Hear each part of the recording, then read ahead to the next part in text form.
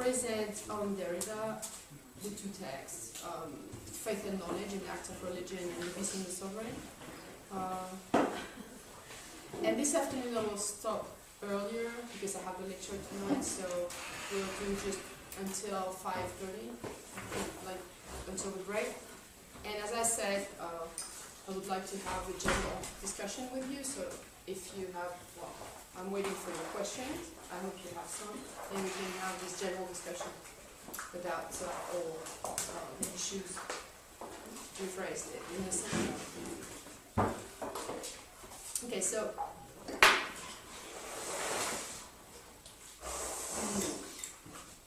in fact, these two texts, Faith and Knowledge and The Beast and the Sovereign. Faith and Knowledge was the text of a lecture Derrida gave in Italy. And The Beast and the Sovereign was a seminar that he taught in Paris. I think it was the last one which he taught. And both belong to, let's say, the last period of Derrida's work, and it is very clear that in these last texts, Derrida is defining, presenting this concept of life, which was in a way absent from the earlier texts, and he wants to, as we already said, he wants to elaborate a both deconstructive and deconstructive concept of life. That is something which would not be metaphysical or spiritual, but which would be as close as possible from this materiality we were talking about. Okay, so this material concept of life. And we'll see, as we will see in The Beast and the Sovereign, for him, the most radical expression of this materiality is animal life. So we'll talk about that. But before that, I will present the general, let's say, system that Derrida puts into place in Faith and Knowledge. Because in order to elaborate this concept of life, you need, Derrida said, you need a whole apparatus, a whole system, before you can really talk about life. So what is it? What is it about? As I said yesterday, deconstruction is not the production of like a thinker. It does not belong to Derrida, it does not belong to anybody. Deconstruction is, according to Derrida, the movement of the real itself. It is the self-deconstruction of the real. So you can, as a philosopher, you can only be the echo of that movement, or the translator, or the transmitter, but you cannot be the author of this movement because it is anonymous. And very often, Derrida compares deconstruction to what Freud calls the death drive. That is this movement immanent to the real, this movement of self-destruction or self-negation. Okay? Which does not mean that deconstruction is entirely negative or destructive, but that it's, it is the movement by which the real contradicts itself and solves its own contradiction. So in a way, it is very close to Hegelian dialectics.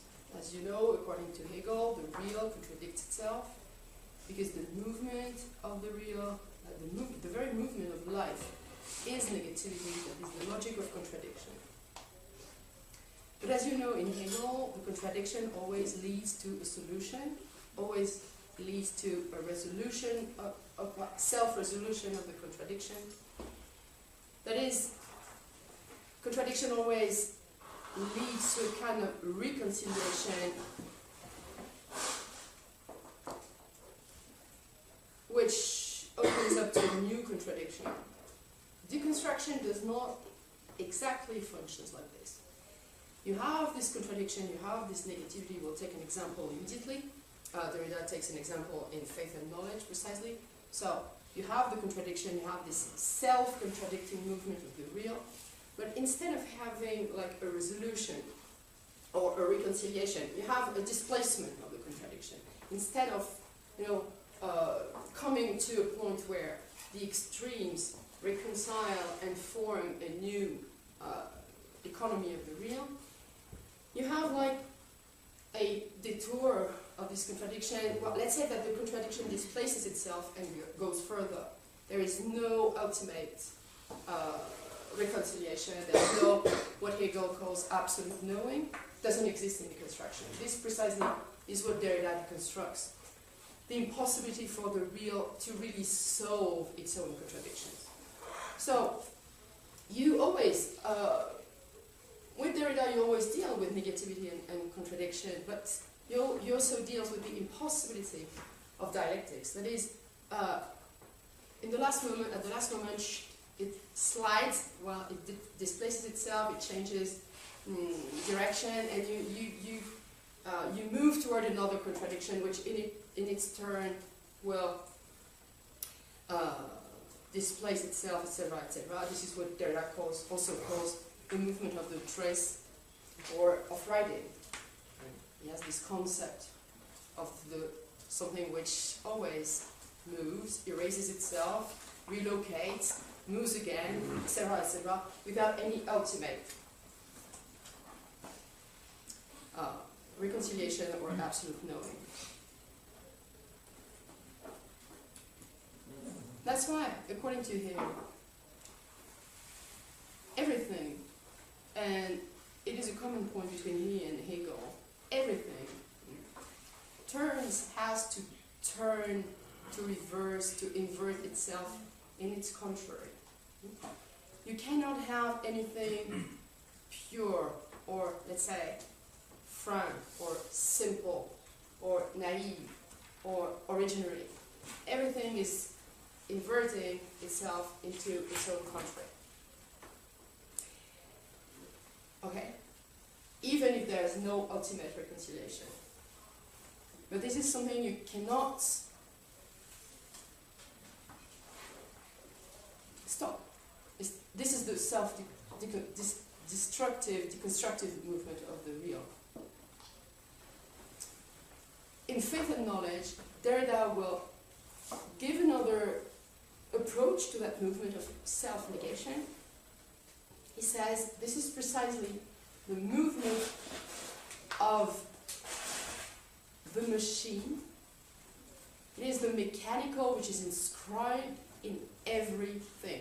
Okay? Everything turns against itself because it is inhabited in a way by a kind of secret technology, secret mechanism, like, if you want, an automaton, as if something automatic, where inhabiting every part of the real, and this machine is what suddenly turns a thing into its own contrary. It is a hell.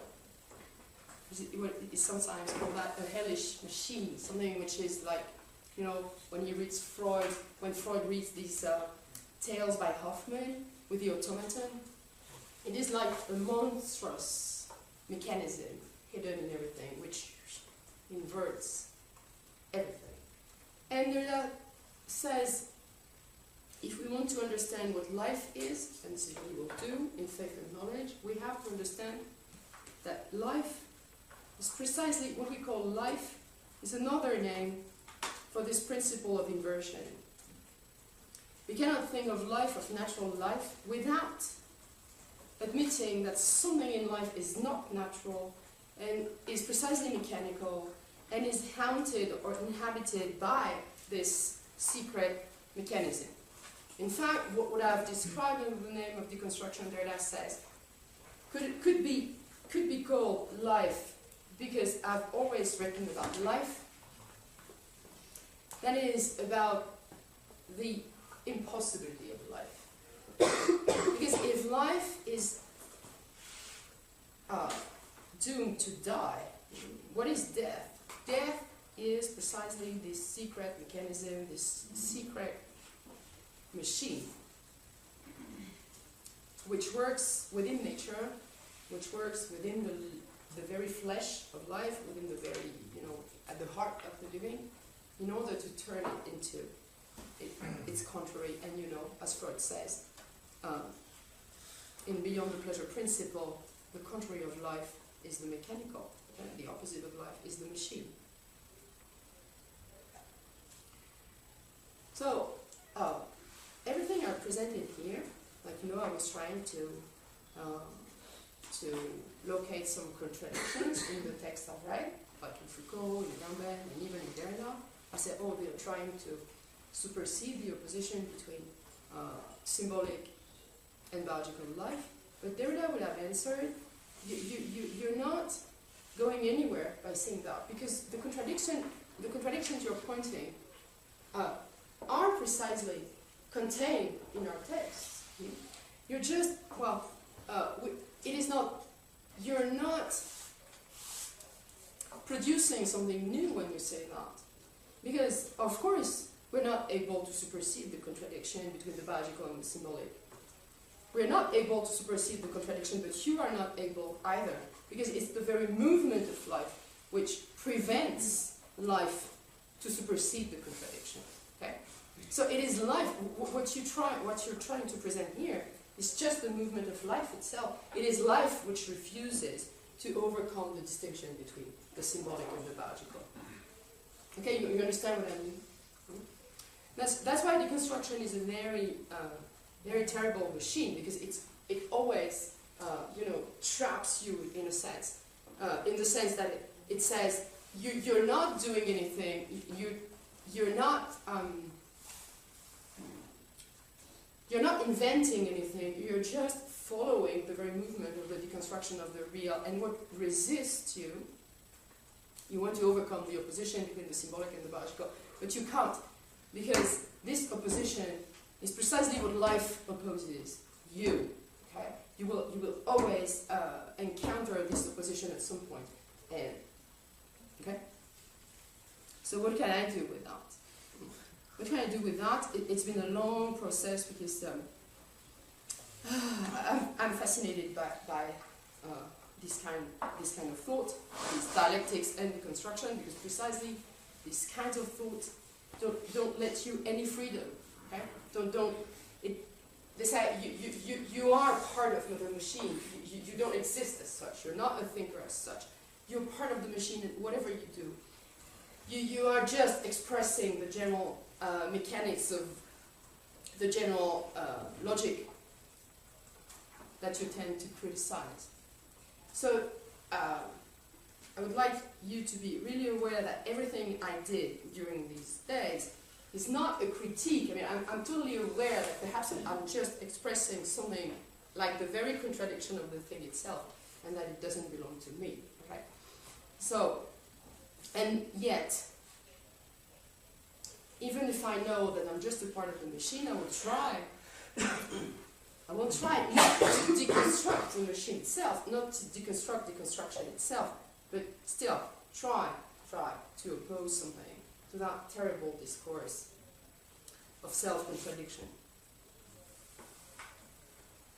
So, what I will do is to present this general deconstruction, contradiction in faith and knowledge. This is what I will first do. What is it Derrida is talking about when he describes deconstruction of this self-destructive movement?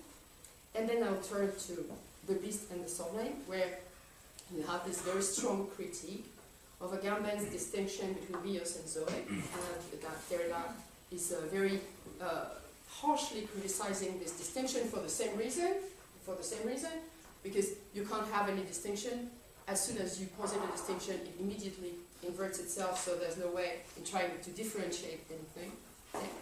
So the second point will be the critique of Agamben and the reason why Derrida is addressing the impossibility, the question of the impossibility of such a distinction between bios and zoe, and then I will try in my turn to let's say to point some not contradictions but some problems I have when I read both Faith and Knowledge and The Beast and the Sovereign. Okay, so is it clear? Like any question at that point?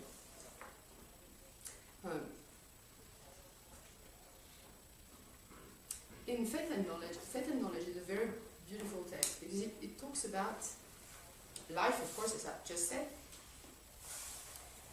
but more generally, talks about the problem of the source and of the origin in general.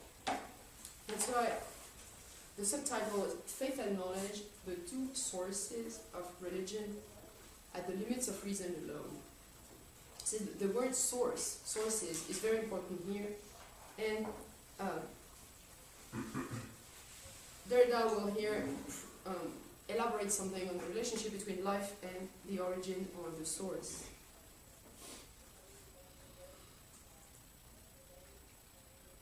He says the problem with the source in general, with an origin, and this is another expression of the contradiction I was just talking about, the problem of the source is that there are always more than one, there's always more than one source. Okay? The source always redoubles itself, and that is why instead of having only one origin or one source, you have always at least two, hence the subtitle, the two sources of religion. At least two, and in the conclusion of the text it said, and even more, and he called that n+1 sources. So the very origin of the contradiction of the real is the fact that the source or the origin redoubles itself and pluralizes itself, so that in the end you have no source at all. And this is the very movement of the contradiction, the redoubling of the source. What does that mean? The conference Derrida was talking at when he wrote Faith and Knowledge was a conference on religion. He had some thinkers on an island in Capri in Italy, and they were there. I think Berkeley was there too. And they were thinking about religion. So the text is about religion, the two sources of religion, etc., etc. And Derrida starts talking about religion and what we call the return of the religious, in the 90s. If you remember, it was the beginning of these new forms of religious radicalism, like Islamism, etc., etc. So Derrida starts his discourse by reflection on the extreme forms of religion. And he says, we cannot think of religion without immediately talking about technology.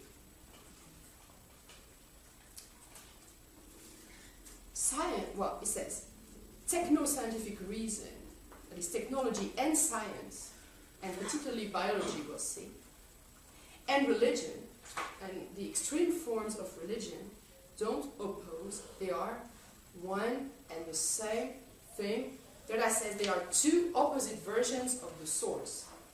It starts like that.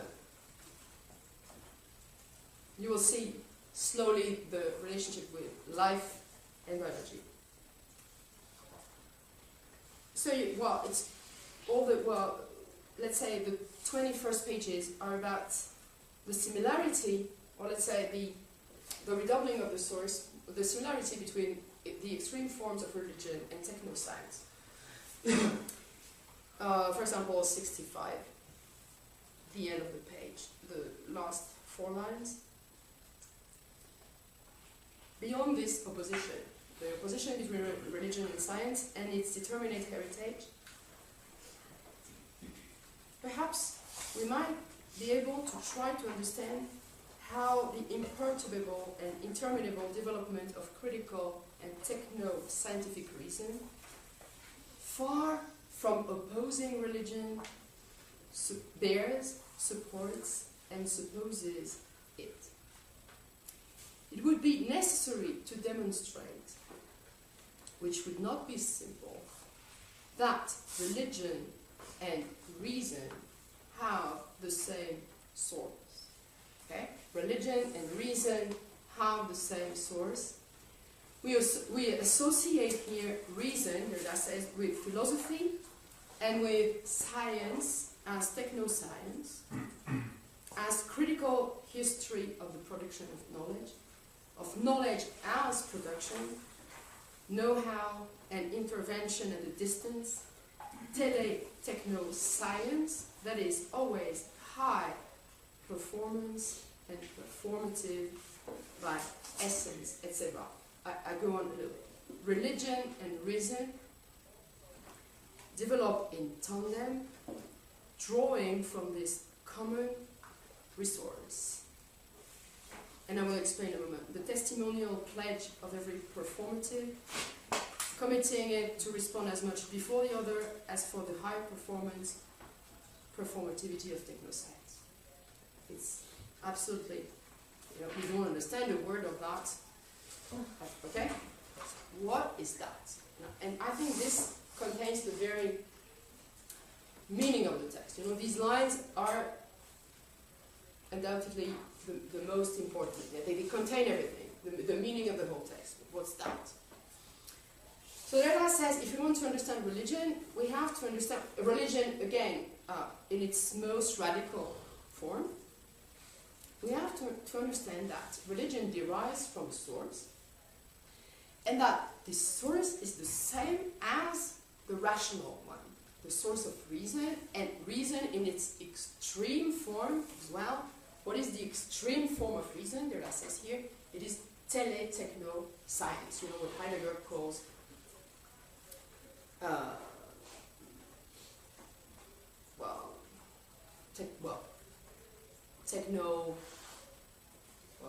how does Heidegger calls that?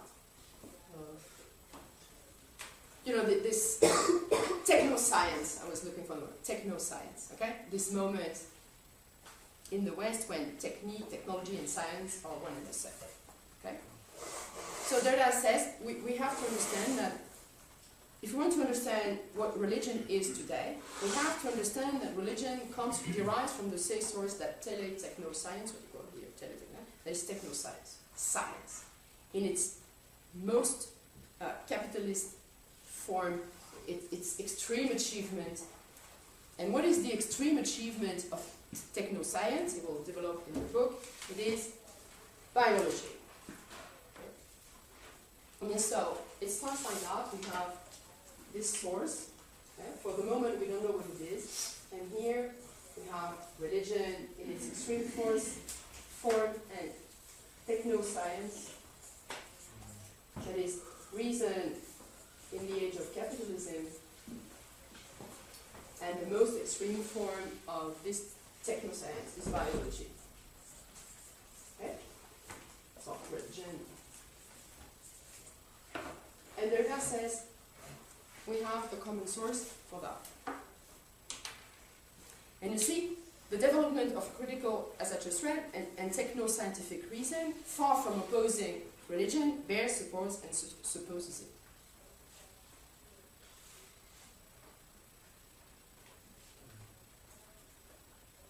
How can we understand that? Okay. That says, we have to understand that both, what is this common source?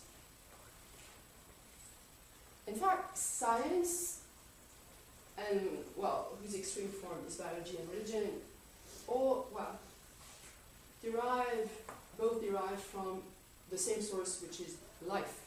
And here Derrida names the source. They are both a discourse on life, and they both derive from the concept of life. They both present an approach to life. But what is it? What does that mean? And you remember what I've read a moment ago, which was so difficult to understand. Religion and reason develop in tandem, drawing from this common resource. So what is this common resource? What is this common source? The testimonial pledge of every performative, committing it to respond as much before the other as for the high performance performativity of technoscience. Okay? I translate. the common resource, life. What is it? The testimonial pledge,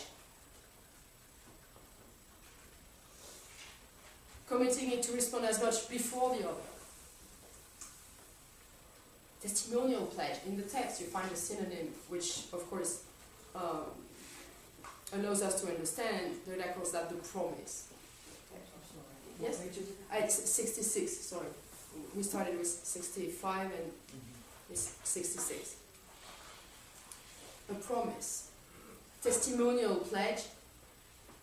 Committing it to respond as much before the other. Okay. So, Derrida will define life as the opening, the originary opening of a promise. This is the other name for the synonym for testimonial pledge. Okay. So, this is Derrida's definition of life. What is life? Originally, life is an opening. And an opening of what? How can we characterize this opening? As a promise. Okay. Every time, well,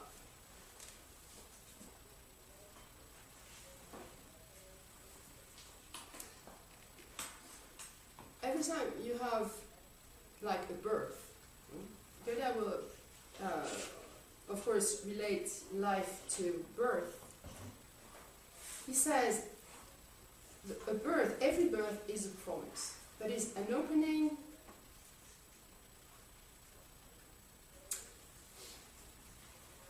of an expectation, the opening of something to come, and this is the relationship with the messianism we were talking about yesterday. Okay? A birth is the opening of a promise that is something like an expectation, and at the same time, a kind of engagement with the other. You know, this is what Derrida calls to respond before the other. Okay? An opening to the other. And in that sense, it is very close to, for example, Levinas's definition of life. So, Derrida says the common source of religion and science is this promise. There couldn't be anything like religion or science or technology without this opening, this first opening, which is life, and which is this promise, which Derrida calls also a faith. There is no life without faith. Life originally is a faith, not a religious belief, but an economy of faith.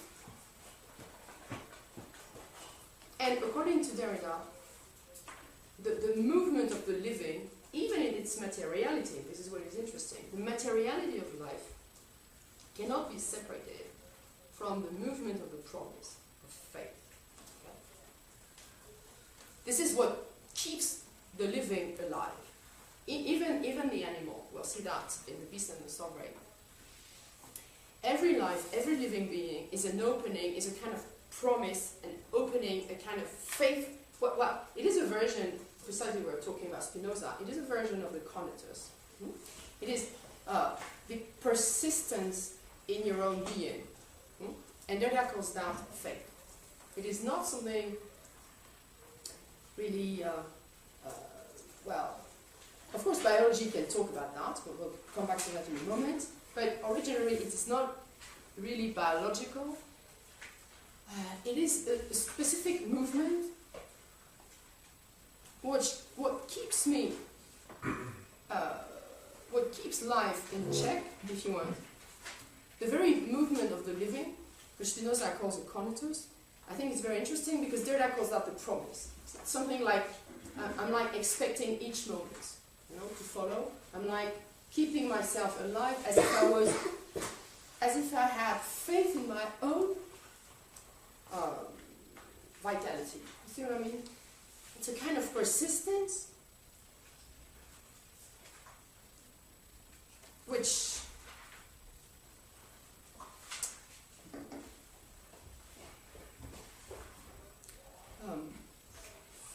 how can I characterize this more? Well, it is something which supersedes every kind of rationality or religion. It is more originary than religion, Derrida says. It is this first kind of faith, first kind of belief upon which every other discourse, be it religious or scientific, is founded. Okay. So according to Derrida, both religion and science are rooted in this faith. They all both derive from the same source. It means that every act of discourse, be it scientific or religious, always derives from a first promise, which at the same time, Derrida says, is an address to the other. Life is the opening to the other. It is a kind of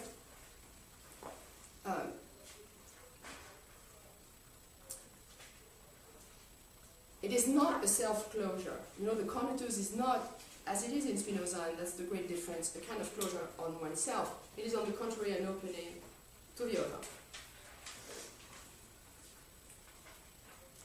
You cannot address the other, Derrida says, in another text, speak to the other without an act of faith, without testimony. To be alive, Derrida says, is a way of asking the other, believe in me, trust me. Okay? So it is as if life was both a belief and an address to the other, as if I was asking the other to believe in me, to trust me. And such a faith, life defined as faith, Derrida says is absolutely universal. And precisely this general structure of life that Derrida calls, in faith and knowledge, the structure of messianicity. There cannot be any life, I mean, even simple, I mean, vegetal life, animal life, material life, no life without this structure of promise, double promise, like a belief in my own vitality and also the address to the other, believe in me. Believe me, trust me, I'm alive, trust me. It's very strange. But according to Derrida, it is the only possible definition of life. Yeah, what is a living being? A living being is the opening of a promise.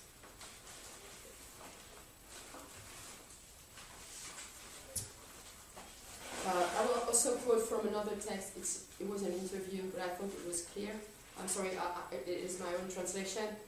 As soon as you address the other, as soon as you are open to the future, as soon as you have a temporal experience of waiting for the future, you're waiting for someone to come. It is the opening of experience. Each time I speak, I promise something. When I speak to you, I'm telling you that I promise to tell you something, to tell you the truth. Even if I lie, the condition of my lie, is that I promise to tell you the truth. Every speech act is fundamentally a promise. This universal structure of the promise, of the expectation for the future, for the coming, is what I call the messianic structure. Okay? So it means that, you know, the opening of experience, Derrida says, what is life? Life is the opening of experience, and what does that mean? It means that as soon as I'm alive, I am waiting. Okay? I'm waiting for something. There's no life without expectation. So it is a kind of translation of what Heidegger already said in Being and Time. Like, to exist is to be open to the future. And Derrida is re-elaborating this idea, relating it to the materiality of life. What is life? Life is a temporal experience, which means that what is time? Time is expectation. Right? It is the openness to the future. And in that sense, to be open to the future is to wait for something to come. This is the structure of the promise. And this is what life is about, even the most elementary form of life. So we have this messianic structure of life. Okay? We said at the beginning that everything was inverting itself and turning itself in its contrary or its opposite. And the problem is that, and this is what you see in children when they're born, you see, I think it's very convincing because you can see what Derrida is talking about in the child, and you know that in Levinas you have also great developments on childhood as the very innocence, fragility, what Agamben would call Zoe. Derrida calls that the promise. You can see that every life, every form of life, and you see that also in young animals, Sarah, this fragility of the promise, of the expectation. Something is like this act of faith, pure innocence of life, which is a kind of, both, as I said, this innocence in one's own, this faith in one's own life, and at the same time, the first to the other, like, protect me, believe in me, trust me. So, you have this, but at the same time, as I said, for Derrida, everything is inverting in its own contrary. And that's why immediately, as soon as life presents itself as this, opening, innocent faith, this pure expectation for the event, etc., etc., it turns against itself and becomes a machine. Okay. Something automatic. What Derrida will call a program. So in Deconstruction you have this difference that Derrida will deal with in the whole text between, on the one hand, the promise and the program. Okay? How's it French? Is there a double N in English? No, that's in French. Sorry. Okay? A promise is it's an opening. It's the opening of an expectation, but you don't know what is coming. A promise is the opening. You're waiting for something or for somebody, but you don't know exactly. This is what they're sometimes called a messianicity without a messiah. It's the pure opening. You're not anticipating anything. On the contrary, a program is the anticipation of something specific which is coming. Okay? It is an expectation without surprise. You know what is coming. Right?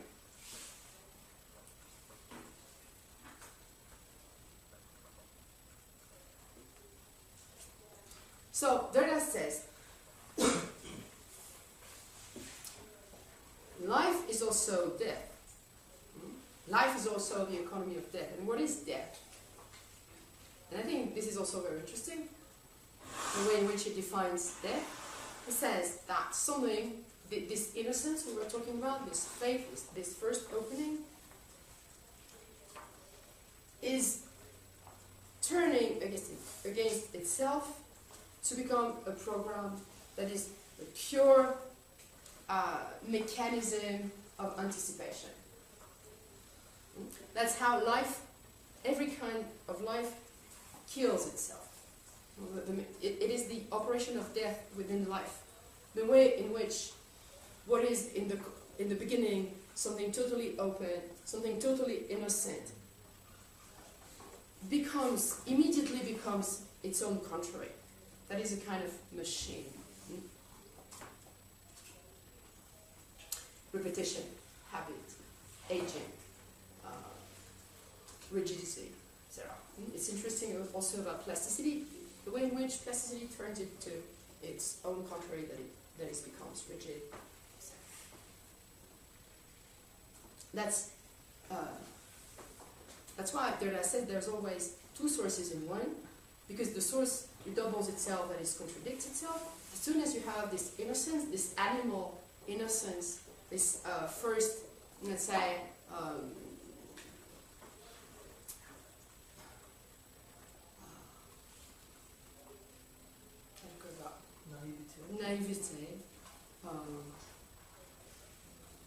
naivete of life, yes. I'm trying to find a word for that. You know, when you see, it's very striking in the animals, when you look at, you remember these horses yesterday, or, you know, sometimes you're struck by this, I can't find the word, I don't know if naivete, it's a bit critical also. Something like indifference? No, not something like indifference. vitality itself?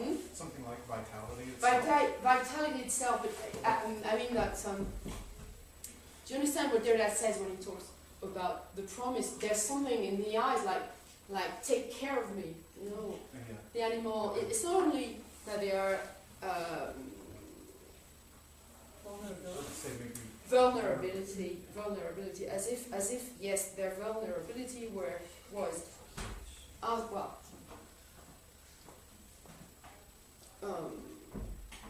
this demand of responsibility. You know, when Derrida says, believe in me, trust me, which is also take care of me, protect me, this thing. Heidegger has a good term when she turns the word fragile into a more active form of fragilization. Yes, exactly. This is occurring in the relationship. Exactly. Fragilization in the relationship. Exactly. And as we said yesterday, we were talking about Levinas. You have this also, like this face, you know, when the face of the other. Okay? And Derrida says, yes, okay, but he adds something that Levinas doesn't add, which is the possibility of this fragilization to invert itself and become its own contrary. And this is how life produces its opposition, which is there, like becoming a program that is, as I said, this rigidity of life, which can take several forms. And Derrida calls that machine, mechanism, calculation, anticipation, etc. So the very contradiction of life is that promise and program are derived from the same source. The same unique source, Derrida says, you remember in the passage I just read, opposes itself.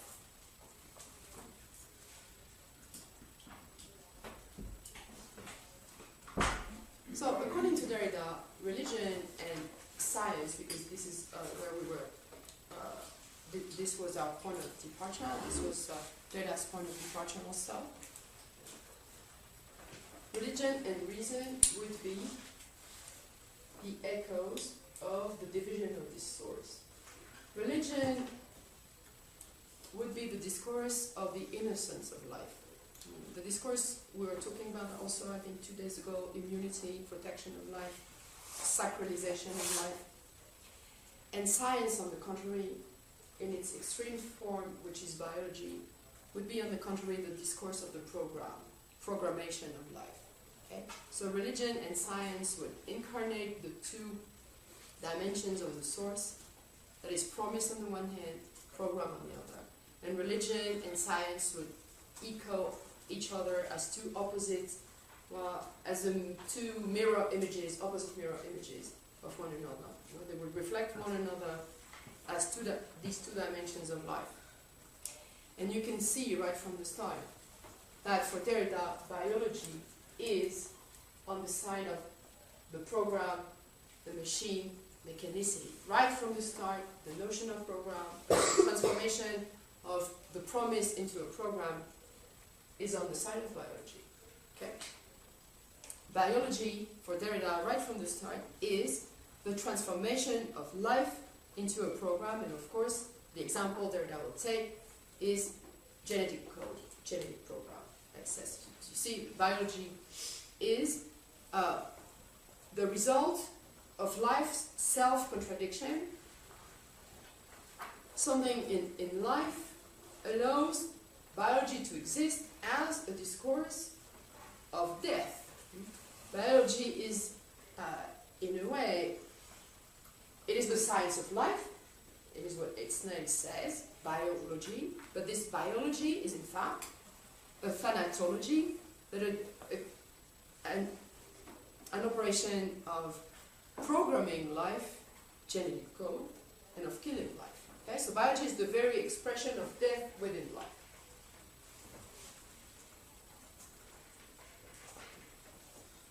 Okay, so even if religion and science derive from the same source, which is the promise, life as the promise, religion is the discourse of protection, immunization of life, and science, on the contrary, in its extreme form, which is technobiology, as Derrida says, is the discourse of the program that is the destruction, in a way, of life. And both religion and science function, as Derrida says, in tandem. They are the expression of the two sources in one. Okay? Why does it come in one case and not in the other? What do you mean? I mean, you said life itself has got this tendency of Yes. self-destruction Yes. or whatever. And you said the discourse of religion is the discourse of life preservation. Oh yes, but of course, you're quite right. They will exchange their properties all along the text. Okay? Religion, Derrida will say that religion cannot exist without technoscience. He says, he talks about the Pope, etc., and all the technology, the car, all the technical apparatus of religion. So he says religion cannot function without technoscience, and biology cannot function without a kind of religion. So you're right. In all the texts, both exchange their characteristics. Okay. So they constantly invert. So, is that the end of life or death in life? Or is it something Well, in a way it's both. Well, it is the end of life, but the end of life is in a way programmed from the beginning. It is death within life. Okay? It is this constant. Yeah. So there. Okay. So for example, what we're doing here, like trying to read texts and trying to see, here there's a contradiction, etc., is an expression of death in life. Okay? Critique in general, if we want to intellectualize a little bit this process, which is also biological, but if we want to give its intellectual translation, what we're doing when we produce critique is a kind of you are developing a kind of mechanical tendency, like you are killing someone, something. This is philosophical thought. You're killing. It is impossible to think anything without, to elaborate anything without killing something, and in doing so, you're dying yourself. This is the very movement of death. And Derrida says everything that is inhabited by this logic. The animal, everything, even the plants. There are several translations of this mechanism, of course. It takes different figures, different forms, but everything is haunted by that. And Freud, in Beyond the Pleasure Principle, talks about the fish, the salmon. Remember, he takes several examples of the death drive, and he says that it exists in every living being. You know how Freud says that? He says, what is death? Death is a return to the inorganic matter. Okay? So life has a tendency to turn into its own contrary, and what is the contrary of life? It is inorganic matter, inanimate matter. Okay? And this is what a machine is. It is inanimate life. And so you can see that at every level of life, even in the most elementary of all living being. You can see that in intellectual life. You can see it functioning everywhere. So it's not only the end of life, it is also something which operates in life, within life. You cannot, the fragility we was talking about, this naivety, you cannot keep it At bay? no, Preserved? yeah, preserve, you cannot. Or the only way you can preserve it is to destroy it. You know, this is what is so hellish in Derrida, is that as soon as you have something, as soon as you have this opening, immediately Derrida says you cannot maintain, says that in one of his texts, you cannot maintain the fire burning without extinguishing it. You know? So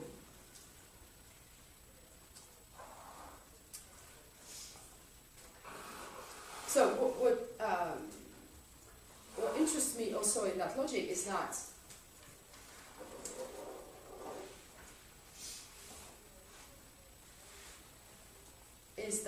biology, even if you were right, religion and biology and science always exchange their characteristics, nevertheless, biology appears right from the beginning of the text, on the side of the program. Okay? Biology is an expression of this death mechanism,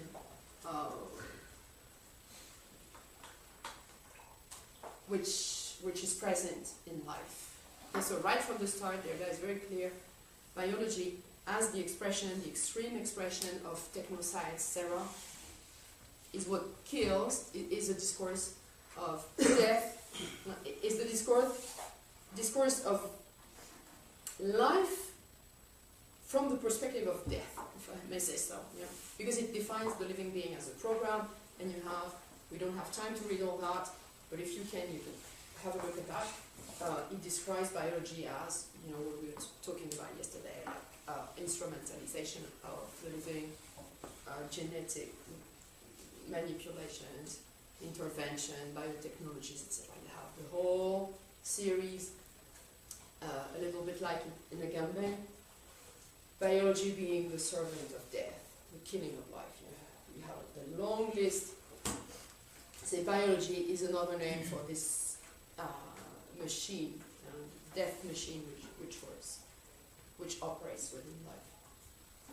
So right from the start, biology is this transformation of the promise into a program. And Derrida, which says that everything turns into its contrary, will never invert his own vision of biology. Okay? This is what remains, according to me, absolutely undeconstructed in faith and knowledge. It is that the source redoubles itself.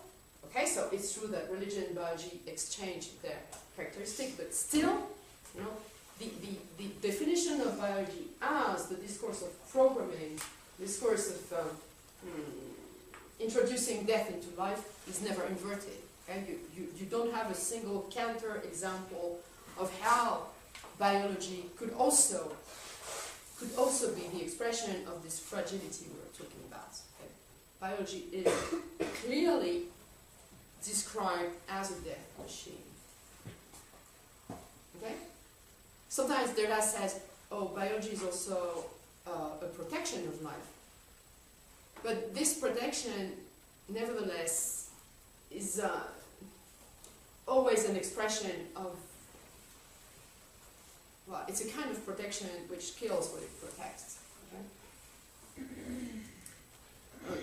So, and I will finish on that point before we turn to the beast and the sovereign.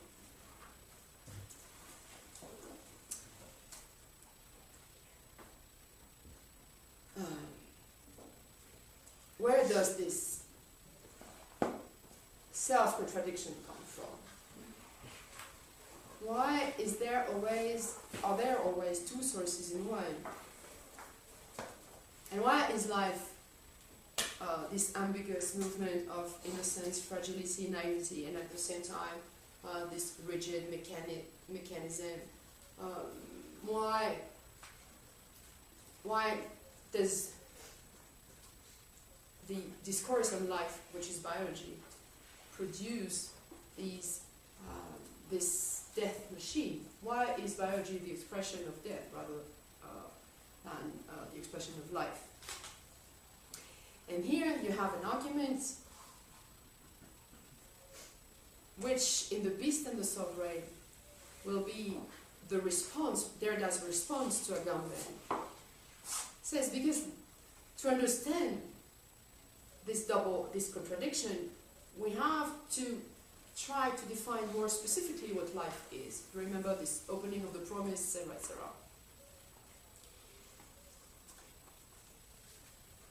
What is, how can we explain that this promise, this opening, turns into its own contrary? And Derrida says that there can be only one answer to that. It is because life, what is life? Life is its own exposure to sacrifice. There's no life without sacrifice. And for Derrida, the structure of the sacrifice is absolutely irreducible. And this is what he will oppose Agamben. We'll see that in a moment. Life exposes itself to its own sacrifice, and this is what he develops yes, at the end of the text, and particularly, well, it's a bit everywhere, but particularly on 86, 87.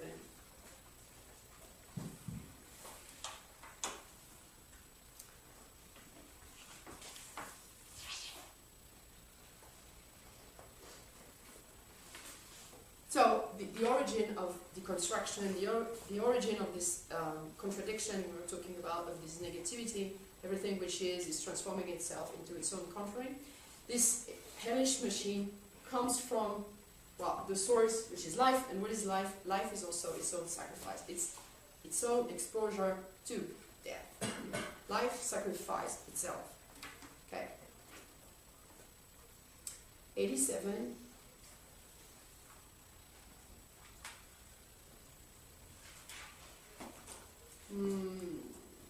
It's in the middle of the page.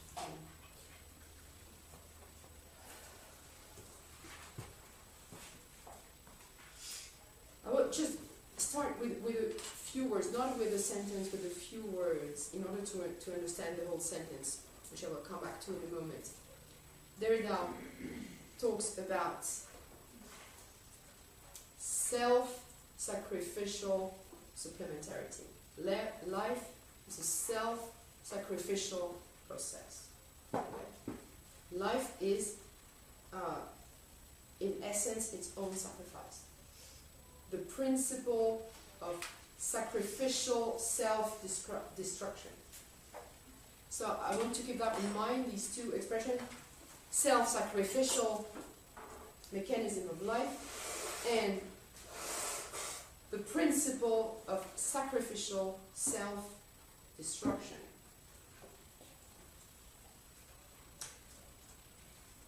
Let's go further. A principle of sacrificial self-destruction, ruining the principle of self-protection.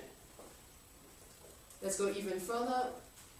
The principle of sacrificial self-destruction, ruining the principle of self-protection, that of maintaining its self-integrity intact, and this in view of some sort of invisible and spectral survival. So, it is another expression, I know it's very, very difficult. It's another expression of life and death thing. So something like death is operating within life. But why that? According to Derrida, it's because it is a movement internal to life. Which movement? What is this opening we're talking about? This opening is at the same time the beginning of a self-sacrificial movement. Life exposes itself to death. And this is what we see in the eyes precisely of the animals, etc. What we were talking about a moment ago. That's which is so. This is what is so moving, according to Derrida, in innocence, is that we can see that life is at the same time sacrificing itself, exposing itself to its own destruction. And Derrida says, this is why the principle of self-protection, life is protecting itself, it's the conatus. The principle of self-protection is at the same time the principle of self-destruction, sacrificial self-destruction. Okay? Immunity, as he says, another name for that, immunity is always auto-immunity, which is what is supposed to protect life is in fact a principle of destruction of life. Right? It's another name for this logic we are trying to describe. A principle of sacrificial self-destruction ruining the principle of self-protection. So everything which maintains self-integrity is at the same time a principle of destruction. Yes. The word immunity, that confused me a little bit. Immunity is always auto-immunity. Is always autoimmunity. You know that autoimmune diseases are diseases of, you are attacked by your own immune system. Okay? So for example, multiple sclerosis is an autoimmune disease. It is like your defenses are attacking the organism. Okay?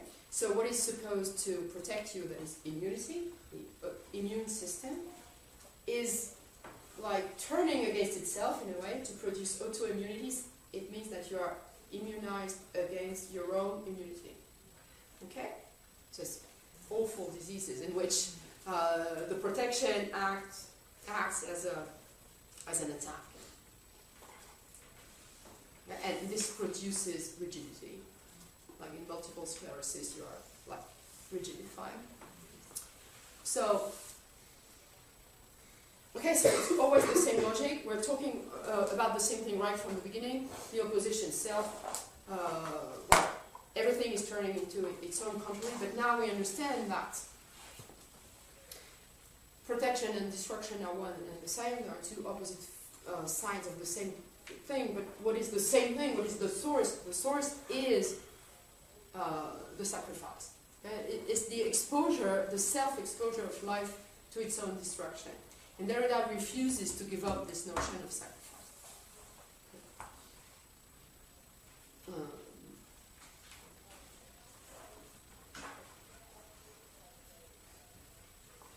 So let me, and I will end, and then we can have a discussion about faith and knowledge. We'll end on the last point. With the last point, I want to talk about. It's over 87, which is the second, I think, most important page of the book. The first one was 65, 66, and now it's 87. For me, they are the two essential parts of the book. Derrida says that this tendency to sacrifice, this principle of self-sacrifice, self-sacrificial tendency, is something in life which is more than life. You remember, I think I evoked that to this book. I read from 87, the beginning, the second, line 2. Life has absolute value only if it is worth more than life. Or a bit further, this dignity of life can only subsist beyond the present living being.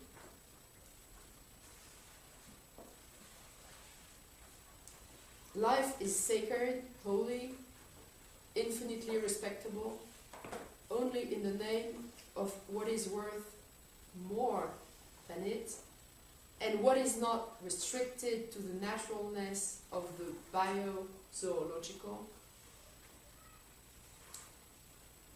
although to sacrifice not only natural life, called animal or biological, but also that which is worth more than so-called natural life.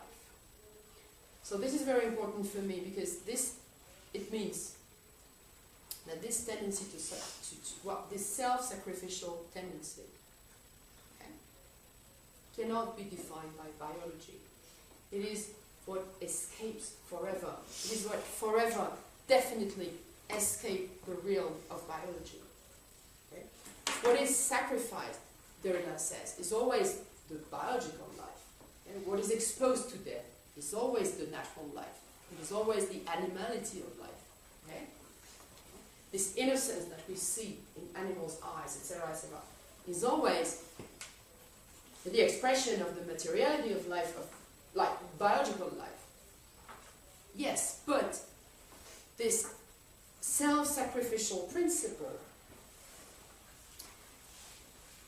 by which life exposes itself to its own destruction cannot belong to the biological.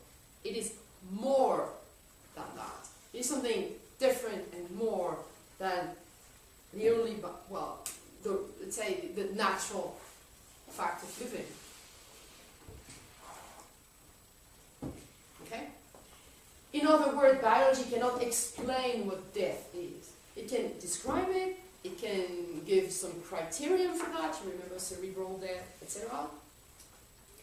Biology can, of course,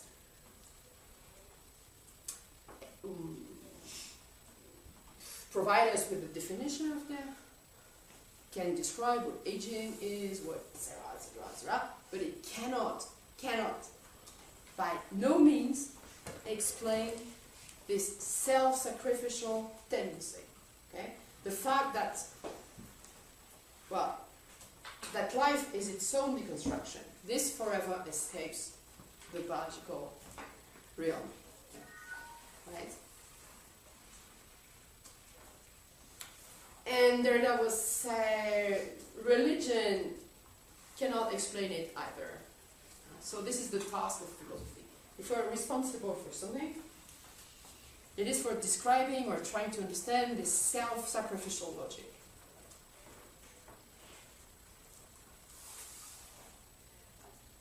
Alright? Okay, so life is the opening for promise. It is a kind of faith. At the same time, it is the contrary. It produces its own contrary. It destroys itself. Okay? Religion, biology. Okay?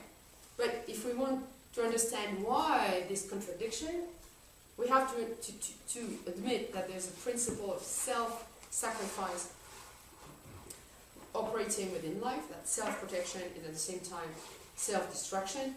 But this is the discourse of philosophy. It cannot be, no biology will ever be able to explain this. And what is this more than life? Huh? What is more? What is this supplement, this more? Of course, it is what we would call, what I would call symbolic life. This is precisely the intervention of the symbolic. Derrida here says, without saying it, that something forever escapes biology. What is not? The more. It is precisely the Lévi-Strauss's definition of the symbolic. The empty gap, which is at the same time a supplement, something more, something different than. Only a symbolic logic can explain what life is. Biology won't ever be able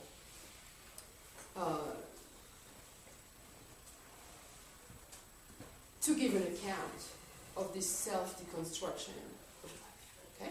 It can describe life, it can approach life in many respects, it can provide us with the notion of the program, genetic code, it can do million things. It is an expression of this sacrifice, but no biology will ever be able to produce a discourse about sacrifice, about deconstruction of life, about the fact that self-protection is at the same time self-sacrifice. Okay? So here you see the distinction Derrida introduces between philosophy and science, okay? And in fact, and again, Derrida says it is life itself which produces its own symbolization. It's more than by sacrificing itself. But it is very different from what I was talking about yesterday. I was saying that life was producing its own civilization from, on the very basis of its materiality, without ever escaping biology, okay? The realm of biology. On the contrary, Derrida says, no, life produces its own symbolization because it transcends biology, because it goes further, because it escapes the limits of biology. There's something which biology has no access to. This is this self-deconstruction of life. This death drive which operates within life. So I just wanted to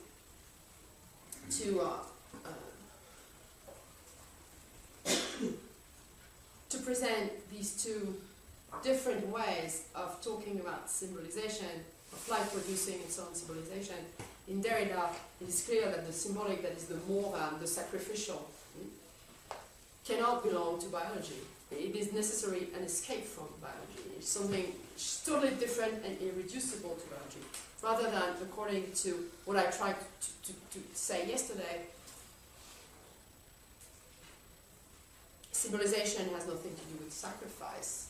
It is the opening of interpretation within life itself. It is nothing which is outside life, which is more than life. It's certainly not something which is more than life. It is life itself, okay, in its materiality. And this does not escape biology. Right?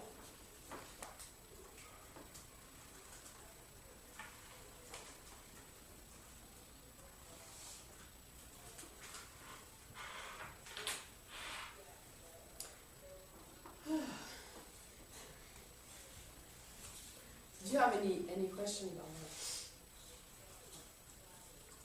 I don't want to take us too much off track, but would you mind No problem. elaborating on your understanding of the relationship between temporality and symbolization?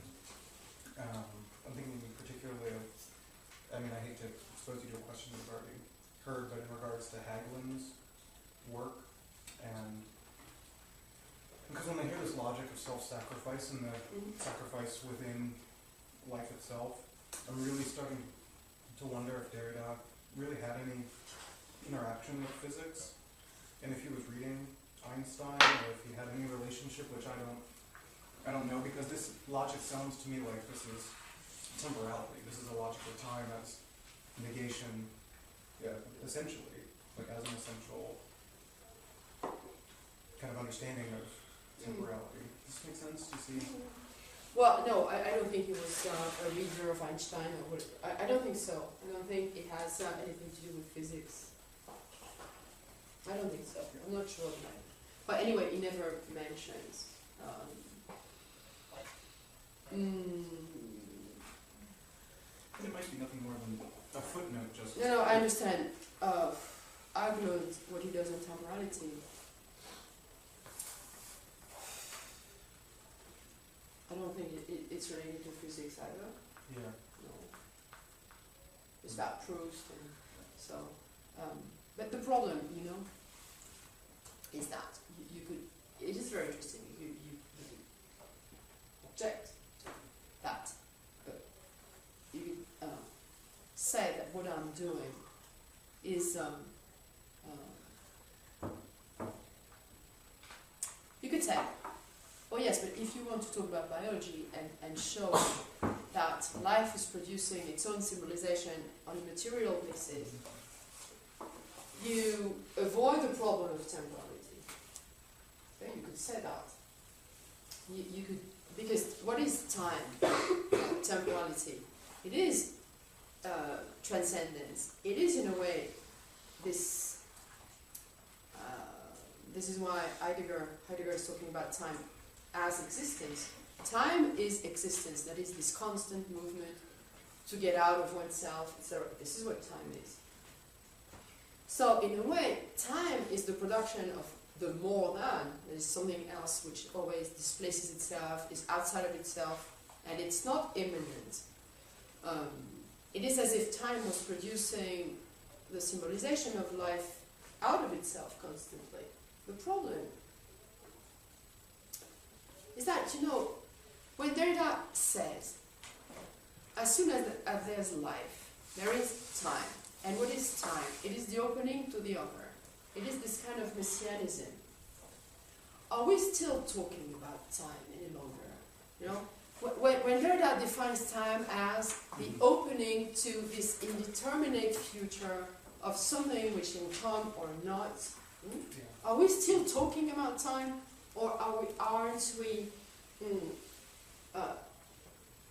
erasing the very notion of time? What is this, this horizon of expectation, which is absolutely open to nothing? Is that time? This is also my question, because I remember having this very discussion with Hegel, precisely, who came to Buffalo once, and we had this discussion, and he said, you're not talking about time, you're ignoring the question of time, because you're talking about biology, about matter, about materiality, so what about time? That's where time exists. Yeah. Sorry? But that's where time exists. In matter. I'm saying. Yeah, but you have to prove it. It's true that biologists, are they talking about time? It's not so obvious. In that sense, Hegel is right. After all, yes? But if they talk about movement, They talk about the movement. movement is only linear. It's never considered as a circular or perpetual movement. Yeah. Because it would give a totally different than this. Then Yes, to go to destruction, would then have to go back to itself. Exactly. There's never a Derrida circular. would say the time you're talking about in biology is only linear. And precisely, exactly, this circular movement, that life contradicting itself, self-sacrifice, self-protection, this complex movement of time escapes biology. Okay, you're right. So Derrida would say what you're talking about with epigenetics and all that has nothing to do with time. Okay? In order to produce a discourse on life and time, you have to get out of biology. You have to produce another kind of discourse, which is, like, say, transcendental or philosophical or whatever. Because matter, materiality, is not temporal in the sense of this circle. Yes? I wonder if there's a level at which sort of physics is studied to deconstruct time and temporality. I mean, I don't know general physics that well, but my understanding is that they're starting to discover that sort of time moving forward only happens at a macro level, and it doesn't. The laws of physics run backwards and forward at a certain level, and supposedly it's kind of just an accident of our universe that time moves forward instead of backwards or sideways. And I'm wondering. Yes, of course. It's very interesting. Of course, time has been redefined by physics.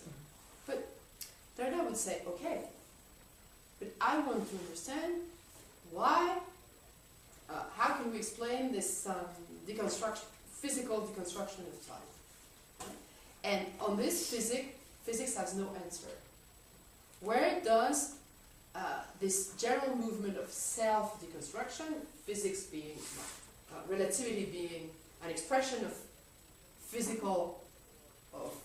self-deconstruction of physics, okay? Derrida says everything deconstructs itself. Physics, biology, etc. Everything is tending to destroy what appeared as the truth previously. But Derrida wants to explain or to understand where does that tendency come from. And this physics is not able to answer, biology is not able to answer. Okay? What is the origin, what is the source of this self-deconstructive movement that you can find in physics, you can find it in mathematics, in biology, in religion? Yeah. What was the truth like 10 years ago now becomes obsolete. You know what I was talking about yesterday? Epigenetics, that I would say, okay, this is biology self-deconstruction. But the explanation for that, well, the reason for that cannot be scientific. This is the function of philosophy. Philosophy has to talk about that. It cannot be a scientific thing. Right? You understand the point? Yeah. Hmm? So,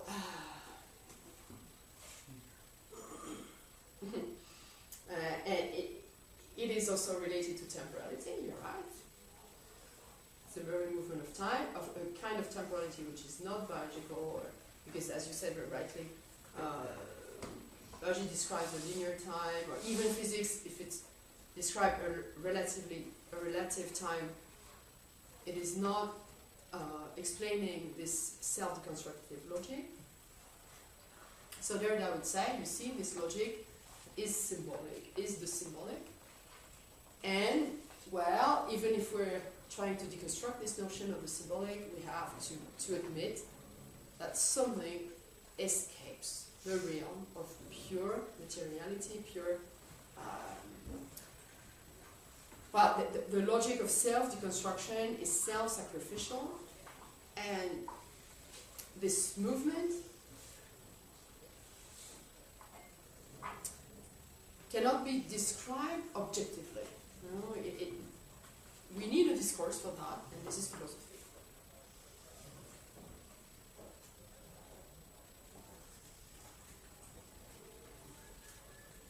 So it's difficult for me because then I would say, well, so anyway, what you're trying to say is, oh, but biology is not this death machine. You know, there's epigenetics, etc. There is this self-symbolization of life. There I would say, you're talking about biology self-deconstruction. This is what you're doing. You're not opposing anything to me. You just say, yes, Derrida, you're right. Science deconstructs itself. So, yeah. But what was genetics 10 years ago, the truth of genetics is now becoming epigenetics. So, okay. But what is your answer to the problem? How can you explain that biology is deconstructing itself? Yeah, you need a principle, which is this more than. So the difficulty for me is to escape this, is to show that I'm not only giving an example of self-deconstruction of biology, but that I also oppose the general logic of this self-sacrifice. And I'm not sure I can, but you know. So you want to pray? I see the others getting up.